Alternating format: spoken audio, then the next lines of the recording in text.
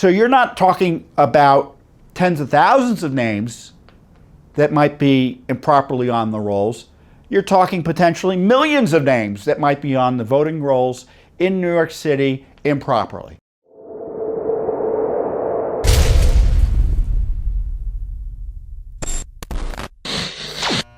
Well, those of you who have been following Judicial Watch know that we are a leader in advocating for fair and clean elections and advocating for election integrity in the face of those who want to undermine clean elections and refuse to uphold the rule of law that ensure that only legal voters vote and register to vote. Along those lines, Judicial Watch back in, I think 2012, we began taking legal action to clean up the voter rolls. Federal law requires that the states take reasonable steps to clean up voter rolls. They weren't doing it. The Justice Department wasn't enforcing the law. Thankfully, federal law allowed private individuals who were aggrieved to enforce the law. And we filed the first private lawsuits to clean up election rolls in Ohio and Indiana. And we were successful there, more or less, got them to either clean up the rolls or change the law. Then we sued in California. California settled with us.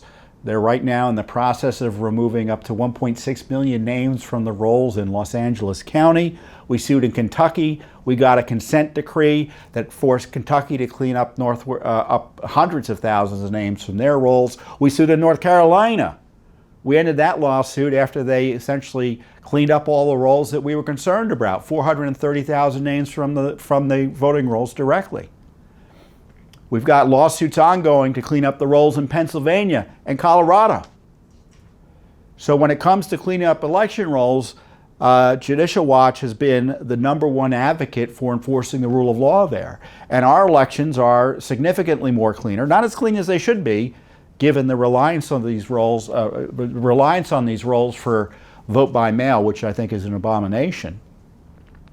But election rolls are a lot cleaner in several states because of what Judicial Watch is doing. But there's a lot more work to do.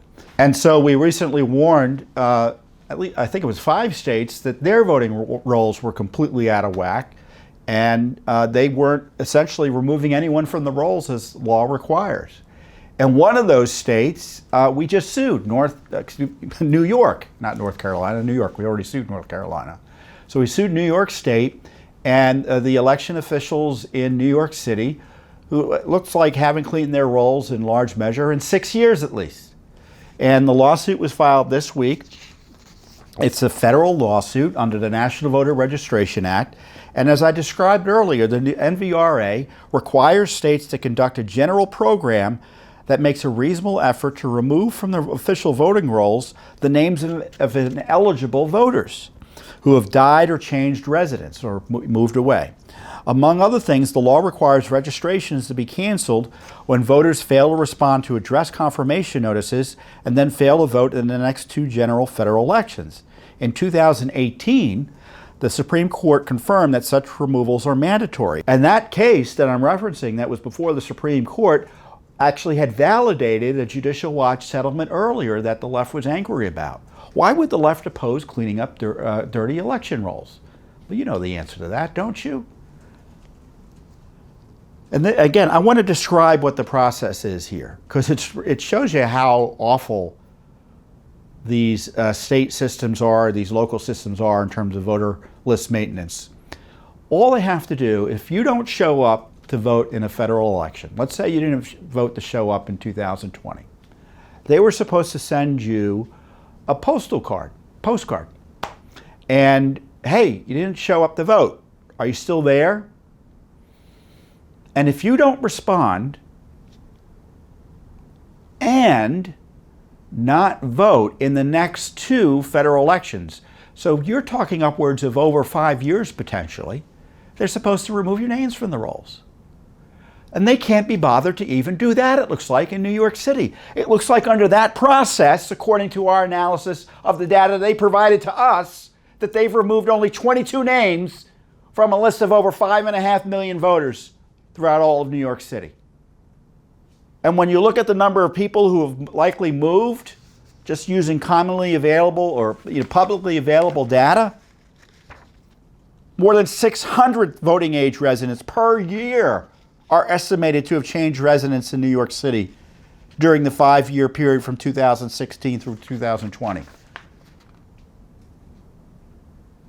So you're not talking about tens of thousands of names that might be improperly on the rolls. You're talking potentially millions of names that might be on the voting rolls in New York City improperly. And why is it important to have cleaning voting rolls? Because dirty voting rolls are a pool from which fraudsters can draw to vote illegally. Dirty voting rolls also undermine confidence in the elections. If you think the lists are crazy and anyone can vote using anyone else's name because there are hundreds of thousands of dead names on the rolls or ghost voters on the rolls, people don't want to participate in elections like that. This is what the left, but they do understand it, they just don't like elections. They don't like clean elections.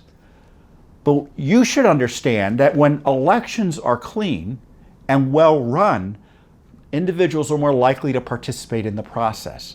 If you think your vote will be counted and won't be negated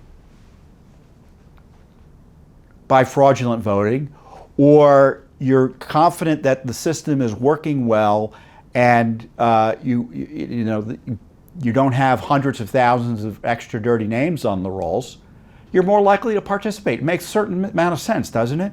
And the courts have agreed with that analysis. The Judicial Watch lawsuit details that New York City's own recent data concedes that there were only, as I said, 22 total removals under this provision that I've described under the National Voter Registration Act during a 6-year period in a city of over 5.5 million voters. And as our lawsuit says, federal court, these are ludicrously small numbers of removals given the sizable populations in these counties. Now I talk about how many people are moving per year, and this is the county by county number of people who are moving according to the data we have. The estimated number of voting age citizens changing residence during the 5-year period from 2016 to 2022 in the 5 counties of New York City was 194,000 in Kings County, 127,000 in Queens County. Kings County is Brooklyn generally. 190,000 in New York County, which is Manhattan, 82,000 in Bronx, and I don't see anything for Richmond, which is Staten Island. But those are big numbers.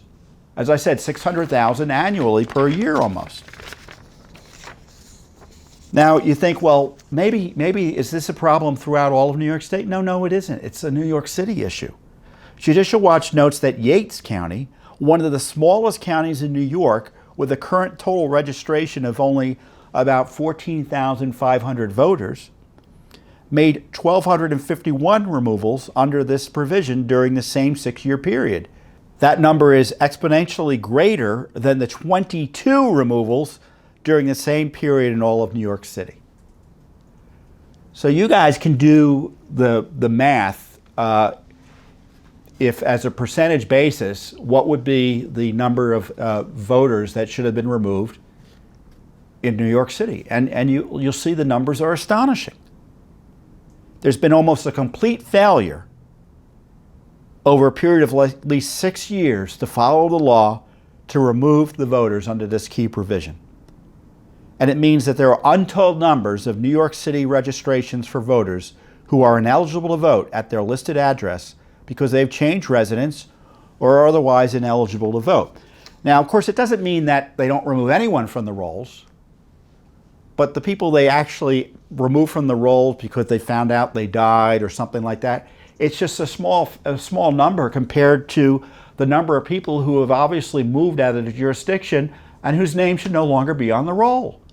Dirty voting rolls can mean dirty elections. And if I can say it once, I'll say it 1,000 times. Dirty voting rolls can mean dirty elections. And New York City's are one of the dirtiest voting rolls we've seen in the country. So we obviously want cleaner elections in New York, and that's why we filed this federal lawsuit. Again, we have already active lawsuits against Pennsylvania and Colorado. We were successful in North Carolina. We ended that lawsuit after they removed 430,000 names. We settled in Los Angeles and in California. Now, we may do more work in California because other counties there aren't cleaning the rolls as they're supposed to. Same goes in Illinois and in Oregon. So there's a lot to do here, and this is an important first step. And I can tell you that for all the noise you're hearing about election integrity, I would submit that Judicial Watch is the #1 entity out there, both in the government and out of the government, who are actually trying and successfully trying to fix our elections. We are cleaning up the rolls. We have a new lawsuit in Illinois over illegal counting of votes for 2 weeks after the election. Even undated ballots that come in 2 weeks after the election, they'll count them, even though the law requires that those ballots be counted in a more timely way. We don't have an election month or election weeks. We're supposed to have an election day, and we're trying to vindicate that in Illinois.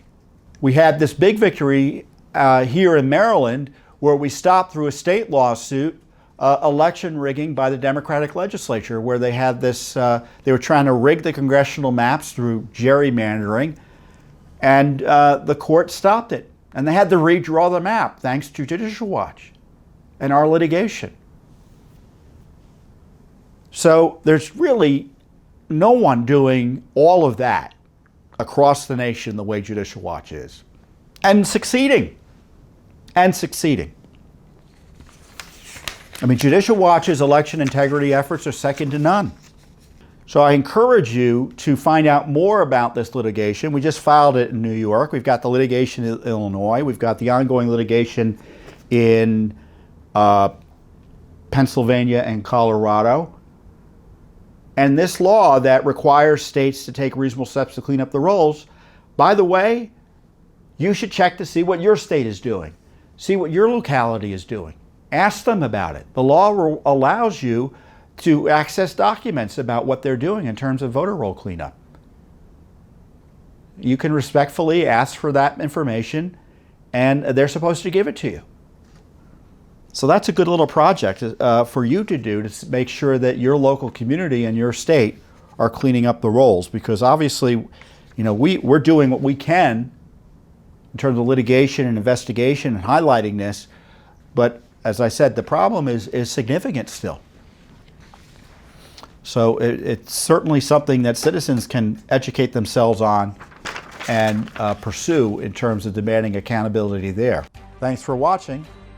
Don't forget to hit that subscribe button and like our video down below.